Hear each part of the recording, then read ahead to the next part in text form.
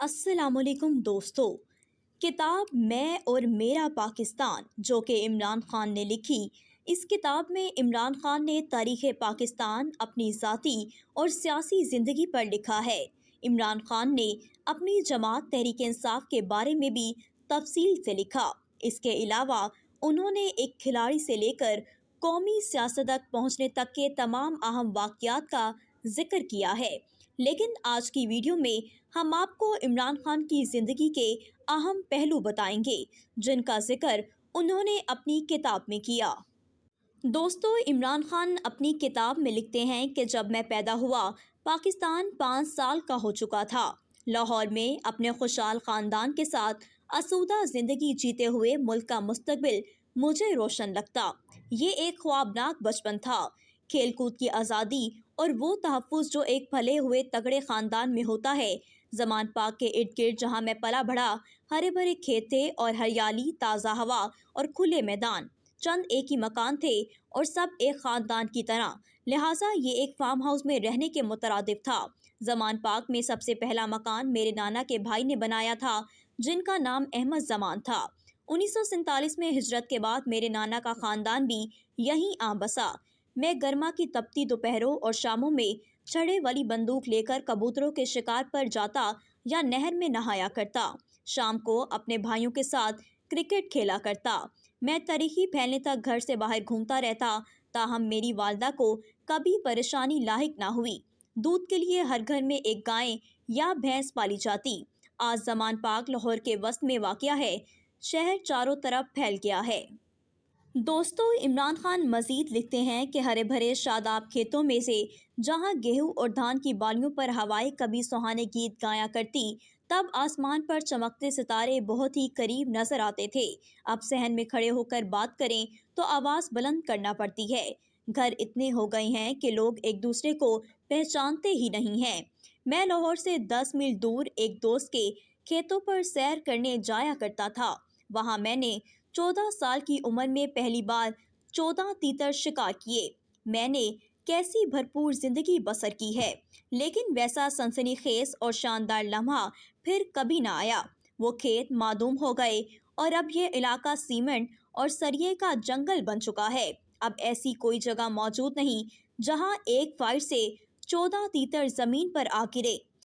دوستو، عمران خان لکھتے ہیں کہ زندگی گزارنے کا یہ کون سا طریقہ ہے جو ترقی اپنے ساتھ لائی ہے۔ میری والدہ ہر شام ہم بچوں کو میری نانی اماں کے پاس بھیجا کرتی۔ یہ سب سے زیادہ سہانا وقت ہوتا۔ ہماری زندگیوں میں رونما ہونے والی ہر چیز کا انہیں علم ہوا کرتا تھا۔ 1985 میں میری والدہ کا انتقال ہوا تھا۔ صدمے کی شدت نے انہیں آ لیا۔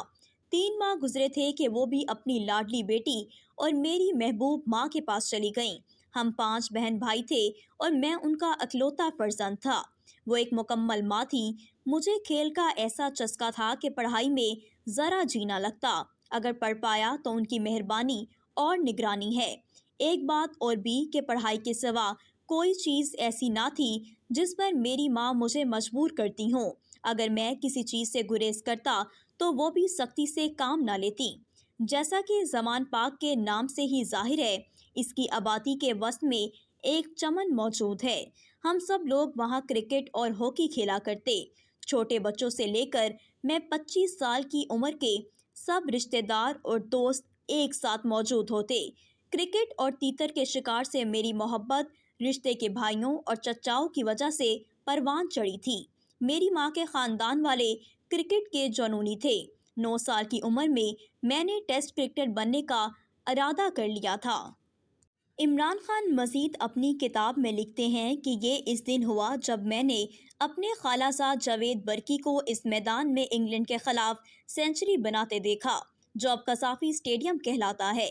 کامیاب کھلاڑی بننے کے بعد بھی اخبار نویسوں سے بات کرتے ہوئے میں بہت ہی محتاط انداز اختیار کیے رکھتا۔ یہ فکر دامن گیر رہتی کہ خاندان والے کیا سوچیں گے۔ اکثر مسلمان بچوں کی طرح مذہب میری زندگی کا بھی نہ جدا ہونے والا حصہ تھا۔ رات کو میری والدہ ہر روز کوئی کہانی سنایا کرتی تھی۔ یہ بھی بتایا کرتی کہ ان کے والد احمد حسن خان کس طرح خود کو سنت کے مطابق ڈھالنے کے سعی کرتے۔ میں بہت چھوٹا سا لڑکا تھا کہ جب جہنم اور جنت کا تصور ہمارے ذہنوں میں راسخ کر دیا گیا۔ میری اماں بیچاری کیسے کیسے سوالوں سے میں انہیں پریشان کیا کرتا تھا۔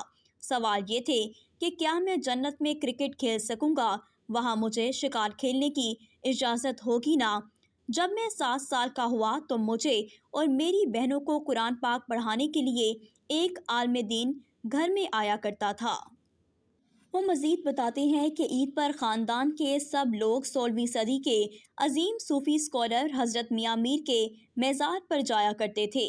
ہمارا خاندانی قبرستان اس مزار سے ملحق ہے، چنانچہ عید کی نماز کے بعد ہم ان کی قبروں پر فاتحہ پڑھتے۔ میری والدہ کے برقی خاندان کا تعلق کانی گرام سے تھا، جو کہ وزیرستان کا سب سے بڑا قصبہ ہے۔ وہ افغان سرحد کے قریب ایک زرخیزی وادی میں واقع ہے۔ بہت فخر کے ساتھ وہ کہا کرتی تھیں کہ ہمارے اجداد نے، ہمارے پشتون قبائل نے انگریزوں کی غلامی کبھی قبول نہ کی۔ پاکستان بنا تو پورے کے پورے خاندان نے ہجرت کر لی اور لاہور چلے آئے۔ ان میں سے کوئی بھی شہید نہیں کیا گیا۔ میرے والد کا نیازی قبیلہ 15ویں صدی میں افغان فاتحین کے ساتھ اس سرزمین میں وارد ہوا تھا۔ نیازیوں کی اکثریت اب بھی میاں والی میں آباد ہے۔ دور دراز کے کتنے ہی اجنبی نیازیوں سے ملتا ہوں، انگلیوں پر حساب لگا کر وہ مجھے بتا دیتے ہیں کہ تمہارے دادا کے پردادا سے ہمارے خاندان کا تعلق کس طرح بنتا ہے۔ تو دوستو، اگر ہماری آج کی ویڈیو آپ کو پسند آئی ہے تو ویڈیو کو لائک کریں، شیئر کریں اور ہمارے چینل کو سبسکرائب کریں اور بیل آئیکن کو بھی پریس کر دیں تاکہ ہر نئی آنے والی ویڈیو آپ تک پہنچ سکے۔